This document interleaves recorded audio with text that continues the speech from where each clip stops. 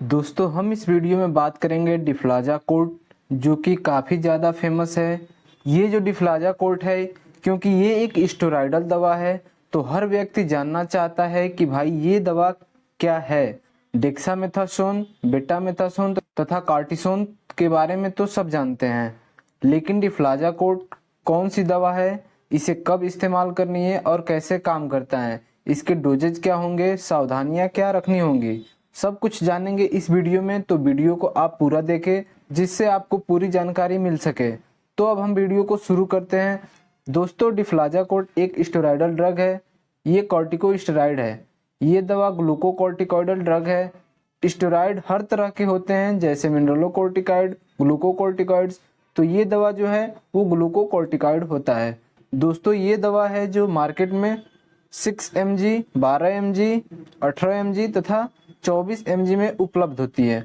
आपने ज़्यादातर तो इसे 6 mg का टैबलेट ही देखा होगा। अब जान लेते हैं कि कौन कौन से ब्रांड नेम से ये दवा आपको मार्केट में मिल जाते हैं। तो आपने देखा होगा डिफ्लोजा कोर्ट आता है, डिफकोर्ट आता है, डिफजा आता है, डिस्कोर्ट आता है और इंट्राकोर्ट आता है। और भी बहुत सारे ड्रग आते हैं कोर्ट और कोर्ट के नाम से। तो ये जो डिफ्लोजा कोर्ट है, इसका इस्तेमाल कहाँ किया जाता है? ये जो दवा है एक कॉर्टिकोस्टेरॉइड्स ड्रग है। जब किसी भी बीमारी का इलाज चलता है तो उसके साथ इसको एज ए कॉम्बिनेशन के रूप में चलाया जाता है। तो ये जो दवा है इन्फ्लामेशन को कम करता है, सूजन को कम करता है तथा RTI यानी कि रेस्पिरेटरी ट्रैक्ट इन्फेक्शन, मतलब कि फेफड़ों में अगर इन्फेक्शन है या फिर किसी को अस्थमा है, वहाँ पर भी इस दवा को दे सकते हैं। किसी को अगर TB हो तो उस समस्या में भी इस दवा को चलाया जाता है। अगर किसी को फेफड़े संबंधित रोग है तो ये दवा उसमें भी अच्छा काम करती है। और कुछ ऑटो इम्यून डिजीज होते हैं, उसमें भी ये दवा असरदार होती है। जो ऑटो इम्यून डिजीज होती है, इसमें क्या होता है, जो हमारी खुद की इम्यूनिटी पावर जो होती है, खुद के बॉडी सेल्स को किल करने लगती है। तो इस केस में भी इस दवा को एज ए कॉम्बिनेशन के रूप में चलाया जाता है। और एलर्जिक रिएक्शन, यानी कि आपको कैसी भी एलर्जिक रिएक्शन हो तो उसे ये कंट्रोल करता है। और साथ ही किडनी डिजीज, लिवर डिजीज को भी ये ठीक करता है। तो ये दवा किसी भी बीमारी में कुछ स्पेसिफिक दवा के साथ एज ए कॉम्बिनेशन में चलाया जाता है। अब हम बात करेंगे ये मेडिसिन अपना वर्क कैसे करता है, यानी कि इसके मैकेनिज्म ऑफ एक्शन क्या होते हैं। तो ये दवा जो होता है ग्लूकोकॉर्टिकॉइड होता है। तो ये क्या करता है, जब आप इसे लेंगे तो बॉडी में ये नेचुरली बन रहे होते हैं और ये जाकर जो उनका कंसंट्रेशन लेवल होता है उसको बढ़ा देता है।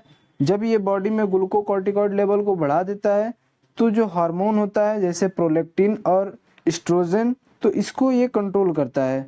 जो ये हार्मोन होते हैं, इसी की वजह से हमारी बॉडी में मेडिकल कॉम्प्लिकेशंस होते हैं और इन्फ्लामेशन होता है। तो ये जो दवा है इसी हार्मोन लेवल को कम करता है। अब बात करेंगे कि सावधानियां क्या क्या होनी चाहिए इस दवा को लेने के समय।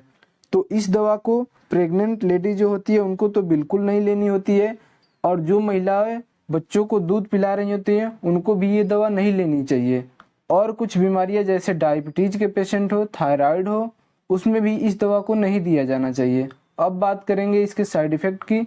तो इसके साइड इफेक्ट होते हैं, बुखार आ सकता है, हाइपरटेंशन हो सकता है, मतलब कि आपका ब्लड प्रेशर थोड़ा सा बढ़ सकता है, पेशाब में जलन हो सकता है और सांस लेने में आपको दिक्कतें हो सकती है, थकावट भी आपको हो सकते हैं।